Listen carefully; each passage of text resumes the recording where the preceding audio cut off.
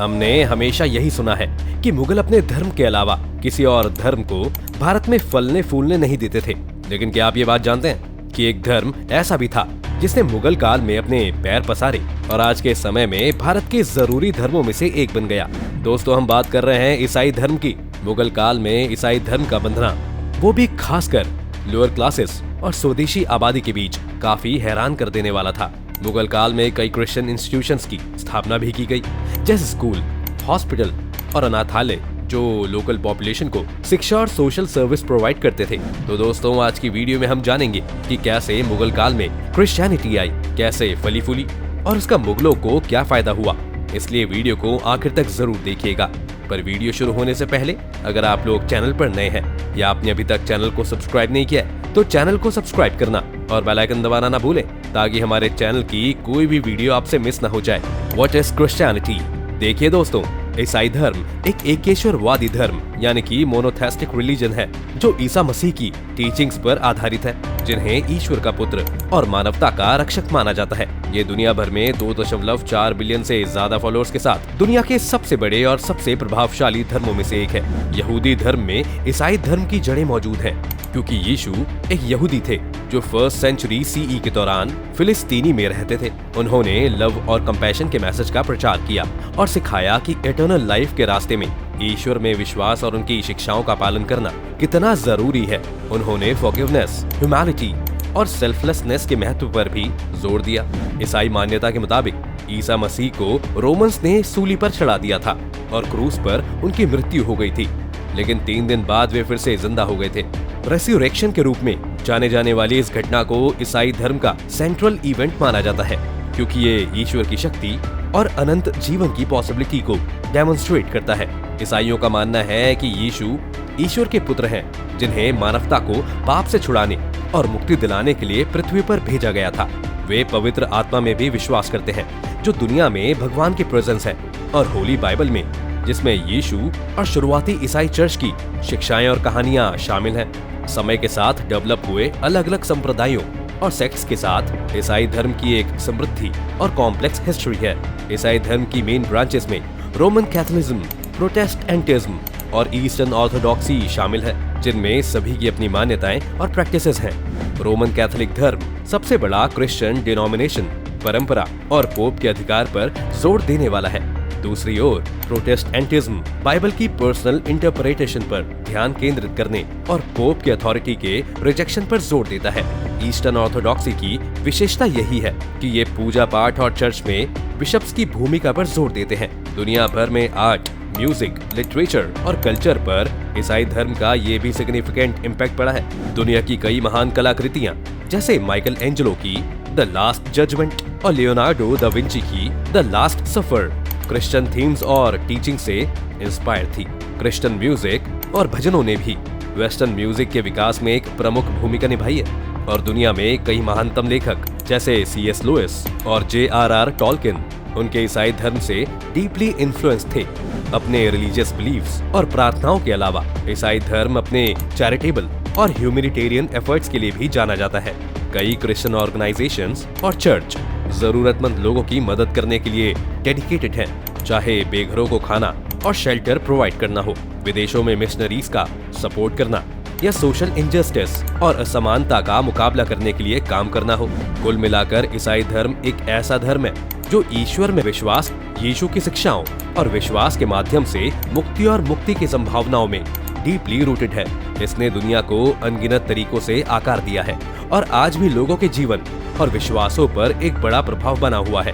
When did Christianity come into existence?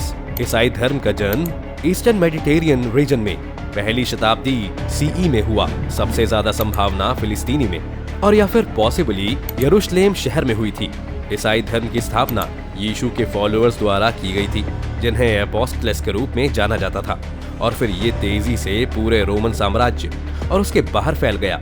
ईसाई परंपरा के मुताबिक यीशु एक यहूदी शिक्षक और पैगंबर थे, जिनका जन्म बेथलहम फिलिस्तीन में हुआ था। उन्हें ईश्वर का पुत्र और मसीहा या सेवियर माना जाता था, जिन्हें मानवता के उद्धार के लिए भेजा गया था। यीशु ने अपने को परमेश्वर के बारे में और एक मोरल और राइटियस लाइफ जीने के महत्व के बारे में सिखाया, और फिर यीशु ने चमत्कार और इलाज किए। यीशु की मृत्यु के बाद उनके फॉलोअर्स ने उनके मैसेज और दुनिया भर में फैलाना जारी रखा, जिसके नतीजन आखिर में ईसाई धर्म दुनिया में फैलना शुरू हुआ। सबसे पहले ईसाई यहूदी थे जिन्होंने यीशु को फॉलो किया और माना कि वो प्रॉमिस्ड मसीहा थे। वो ये भी मानते थे कि वो मरकर वापस भी उठते थे और अपनी मृत्यु और रेस्टोरेशन के माध्यम से उन्होंने पाप और मृत्यु पर विजय प्राप्त की थी और लोगों के लिए परमेश्वर के साथ मेल मिलाप करना संभव बनाया था। ईसाइयों और उनके फॉलोअर्स की शिक्षा को बाइबल के न्यू टेस्टामेंट में दर्ज किया गया था, जिसमें 27 पुस्तकें शामिल हैं, जिन्हें ईसाइयों द्वारा होली स्क्रिप्चर के रूप में स्वीकार किया जाता है। न्यू टेस्टामेंट को ईसाई विश्वास और प्रैक्टिस की नींव माना जाता है और इसमें यीशु की शिक्षाएं, उनके जीवन और मिनिस्ट्री के खाते और अपोस्टल्स की राइटिंग्स शामिल हैं। ईसाई धर्म के प्रसार को इस फैक्ट से आसान बनाया गया था कि ये एक मिशनरी धर्म था, जिसका मतलब है कि इसके फॉलोअर्स को इसके संदेश को दूसरों तक फैलाने के लिए एनकरेज किया गया था। अपोस्टल्स और दूसरे अर्ली क्रिश्चियंस ने पूरे रोमन साम्राज्य और उससे आगे की यात्रा की, यीशु के संदेश का प्रचार किया और अलग अलग शहरों और क्षेत्रों में चर्चेस की स्थापना की। ईसाई धर्म रोमन साम्राज्य में रोमनाइजेशन की प्रक्रिया के माध्यम से फैला, जिसमें जीते हुए लोगों द्वारा रोमन कल्चर और प्रैक्टिसेस को अपनाना शामिल था। जैसे जैसे रोमन साम्राज्य ज्यादा डाइवर्स और इंक्लूसिव होता गया, इसने ईसाई धर्म के साथ साथ अलग अलग धर्मों के प्रसार की इजाजत दी। 4th सेंचुरी सीई में एम्परर कॉन्स्टेंटाइन ईसाई धर्म में कन्वर्ट हो गए और इसे रोमन साम्राज्य का स्टेट रिलीजन घोषित कर दिया। इस घटना ने ईसाई धर्म के इतिहास में एक प्रमुख मोड़ को चिह्नित किया, क्योंकि इसने धर्म को व्यापक रूप से अपनाया और कैथोलिक चर्च की स्थापना की, जो यूरोप और उसके बाहर ईसाई धर्म को प्रमुख रूप बनाया गया।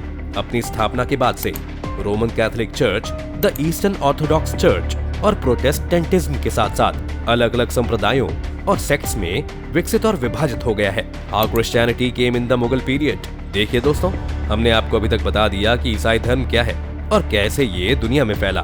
चलिए अब हम आपको ये बता देते हैं कि मुगल काल के दौरान ईसाई धर्म भारत में कैसे आया। 1st सेंचुरी एडी में सीरियाई चर्च के रूप में ईसाई धर्म भारत में आया, जिसे अपोस्टल थॉमस द्वारा लाया गया था, जिसके बारे में कहा जाता है कि वो उस जगह में प्रचार करता था जो अब केरल राज्य है। सीरियन चर्च, जिसे सेंट थॉमस क्रिश्चियन के रूप में भी जाना जाता है, कई शताब्दियों तक दक्षिण भारत में फलता फूलता रहा और इसने अपने खुद के अनूठे रीति रिवाजों और परंपराओं को डेवलप किया। 16वीं शताब्दी में यूरोपियन कॉलोनिस्ट्स और ट्रेडर्स का भारत में आना शुरू हुआ। पुर्तगालियों ने भारत के पश्चिमी तट के साथ कई बस्तियों और किलों की स्थापना की और वे लोकल लोगों को ईसाई धर्म में कन्वर्ट करने के लिए रोमन कैथोलिक मिशनरीज को अपने साथ लाए। इन कोशिशों को कुछ सफलता मिली, वो भी खासकर लो कास्ट के हिंदुओं और भारत के कोस्टल रीजन्स में कुछ इंडिजीनियस कम्युनिटीज के बीच।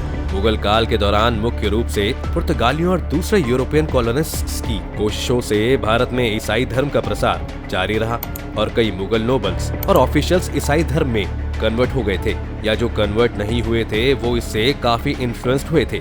इनमें से सबसे प्रमुख अकबर महान तीसरा मुगल सम्राट था, जो ईसाई धर्म से काफी प्रभावित था और यहाँ तक कि उसने धार्मिक वाद विवाद हॉल यानी कि रिलीजियस डिबेट हॉल भी बनवाया था, जहाँ उसने अलग अलग धर्मों के विद्वानों को अपने विश्वासों पर चर्च और बहस करने के लिए इनवाइट किया था। इसने दिन-ए-इलाही नाम के एक सिंक्रेटिक रिलीजन को जन्म दिया, जिसमें ईसाई धर्म, हिंदू धर्म और इस्लाम के एलिमेंट शामिल थे। ब्रिटिश काल के दौरान भारत में ईसाई धर्म का प्रसार जारी रहा, खासकर लोअर क्लासेस के बीच। ब्रिटिश औपनिवेशिक सरकार आमतौर पर मुगल सरकार की तुलना में ईसाई मिशनों की ज्यादा समर्थक थी और पूरे देश में कई नए ईसाई स्कूल, अस्पताल और दूसरे इंस्टीट्यूशंस स्थापित किए गए थे। स्थानीय आबादी और मुगल अधिकारियों के सिग्निफिकेंट ऑपोजिशन का सामना करने के बावजूद कैथोलिक मिशन आबादी को ईसाई धर्म में कन्वर्ट करने में सिग्निफिकेंट प्रोग्रेस करने में सक्षम थे। मुगल अधिकारी खासकर निचले वर्गों में ईसाई धर्म के प्रसार के बारे में काफी परेशान थे, क्योंकि उन्हें डर था कि इससे सामाजिक उथल पुथल हो सकती है। इस चिंता के जवाब में अकबर ने ईसाई धर्म के प्रसार को रोकने के उद्देश्य से कई फरमान जारी किए। इन आदेशों में ईसाई मिशनरियों की एक्टिविटीज पर रिस्ट्रिक्शंस और कन्वर्ट्स के उत्पीड़न शामिल थे। इन कोशिशों के बावजूद पूरे मुगल काल में ईसाई धर्म का प्रसार जारी रहा। 16वीं शताब्दी के आखिर तक भारत में लगभग 1 लाख ईसाई थे। 17वीं और 18वीं शताब्दी में ज़्यूट्स और फ्रेंच कैपुचिन्स जैसे नए मिशनरी समूह के आने के साथ ये संख्या बढ़ती रही। How Christianity grew in the Mughal period. हमने आपको ये तो बता दिया कि ईसाई धर्म मुगल काल के दौरान भारत में आया कैसे।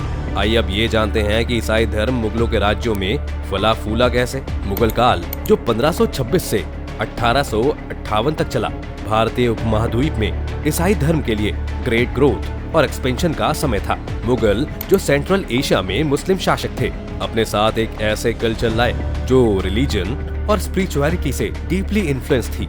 नतीजन ईसाई धर्म भारतीय आबादी के बीच फैलना शुरू हुआ, खासकर उन लोगों के बीच जो एक नए विश्वास की तलाश कर रहे थे या जाति व्यवस्था और हिंदू धर्म के दूसरे ऑपरेसिव सोशल स्ट्रक्चर से बचने का रास्ता तलाश रहे थे।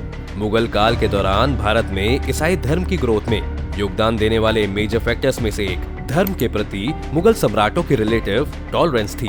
मुसलमानों जैसे पहले के शासकों के उल्टे, जिन्होंने अक्सर ईसाइयों को सताया था, मुगल आमतौर पर दूसरे धर्मों की तरफ ज्यादा टॉलरेंट थे और सक्रिय रूप से भारत में ईसाई धर्म को खत्म करने की कोशिश नहीं करते थे। इस रिलेटिव टॉलरेंस ने ईसाई मिशनरियों को भारत में पूरी आजादी के साथ काम करने और देश में एक मजबूत प्रेजेंस स्थापित करने की इजाजत दी।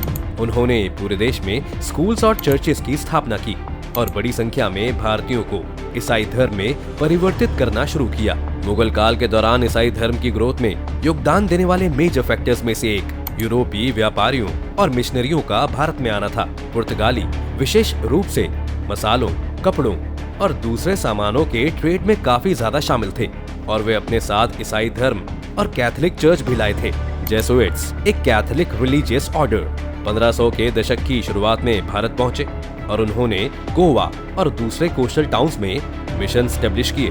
वे कई हिंदुओं और मुसलमानों को ईसाई धर्म में कन्वर्ट करने में सक्षम थे और उन्होंने भारतीय आबादी को शिक्षा और हेल्थ केयर प्रोवाइड करने वाले स्कूलों, अस्पतालों और दूसरे इंस्टीट्यूशन को स्थापित करने में भी मदद की।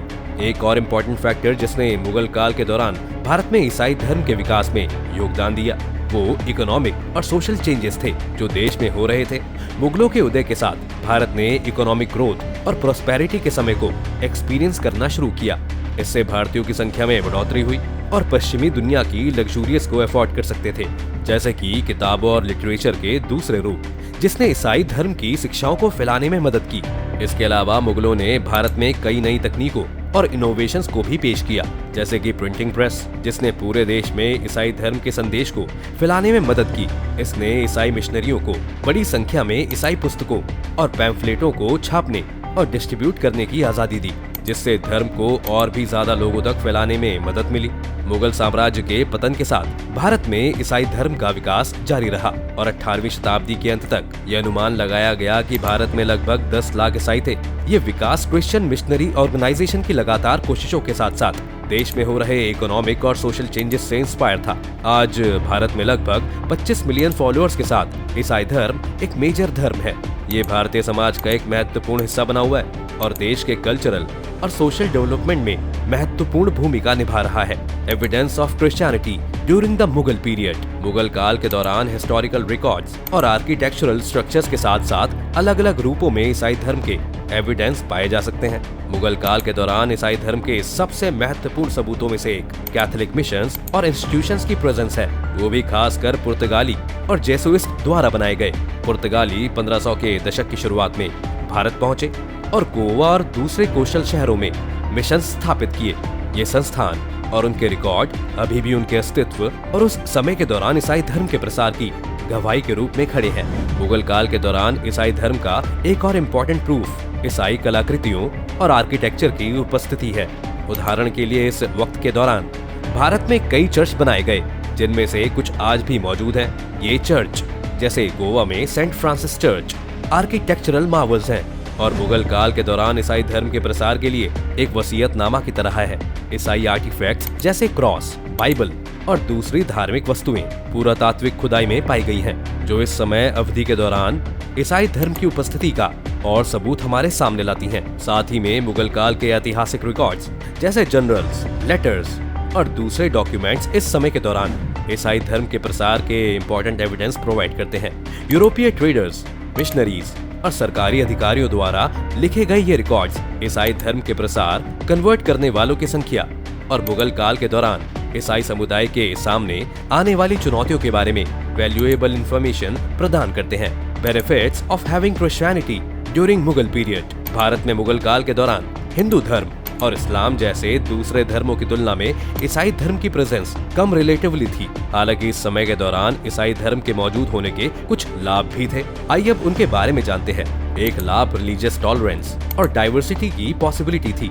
उस वक्त मुगल बादशाह और मुस्लिम लोग ज्यादातर दूसरे धर्मों की तरफ ज्यादा खुली सोच नहीं रखते थे, लेकिन सबसे ज्यादा हैरानी की बात तो ये थी कि ईसाई मिशनरियों के साथ ऐसा नहीं था और उन्होंने रिलीजियस फ्रीडम की परमिशन दी और ईसाइयों को एक्टिवली सताया नहीं। इसने रिलीजियस हार्मनी की एक बड़ी भावना और अलग अलग धर्मों की इज्जत भी करनी सिखाई। एक दूसरा लाभ शिक्षा और हेल्थ केयर सेवा के प्रसार में ईसाई मिशनरियों की भूमिका थी। ईसाई मिशनरियों ने इस समय के दौरान स्कूलों और अस्पतालों की स्थापना की, जो कई लोगों के लिए शिक्षा और मेडिकल ट्रीटमेंट तक पहुंच प्रदान करते थे, जो अदरवाइज इसे प्राप्त नहीं कर पाते। इन इंस्टीट्यूशंस ने अक्सर गरीबों और वंचितों की सेवा पर ध्यान केंद्रित किया, जिससे मुगल साम्राज्य में कई लोगों के जीवन को बेहतर बनाने में मदद मिली। इसके अलावा ईसाई धर्म का भी मुगल सरकार के साथ रिलेटिवली पीसफुल रिलेशनशिप था, जो व्यापार और वाणिज्य के लिए भी अनुकूल था। पुर्तगाल, स्पेन और नीदरलैंड जैसे यूरोपीय देशों के भारत के साथ स्ट्रॉन्ग ट्रेड लिंक्स थे और कई कैथोलिक थे, इसलिए ईसाई धर्म व्यापक रूप से फैला हुआ था। यूरोपियन मर्चेंट्स एंड ट्रेडर्स के आने से भारत में नई वस्तुओं और टेक्नोलॉजीज को पेश करने में मदद की, जिससे इकोनॉमी को प्रोत्साहित करने और व्यापार को बढ़ावा देने में मदद मिली। ये ध्यान रखना महत्वपूर्ण है कि मुगल युग के दौरान ईसाई धर्म का प्रभाव हमेशा फायदेमंद नहीं था। जैसे कि कुछ स्थानों और समयों में चर्च भी हिंसक और जबरदस्ती कन्वर्जन के प्रयास में भागीदार रहा है, जो नुकसान और कॉन्फ्लिक्ट का कारण भी बना था। तो दोस्तों, आज की वीडियो में बस इतना ही। उम्मीद है आपको आज की इस वीडियो से काफी कुछ नया सीखने को मिला होगा। अगर आपको ये वीडियो पसंद आई हो तो उसको लाइक करें और अगर आप चैनल पर नए हैं तो जाने से पहले इसको सब्सक्राइब करना बिल्कुल ना भूलें।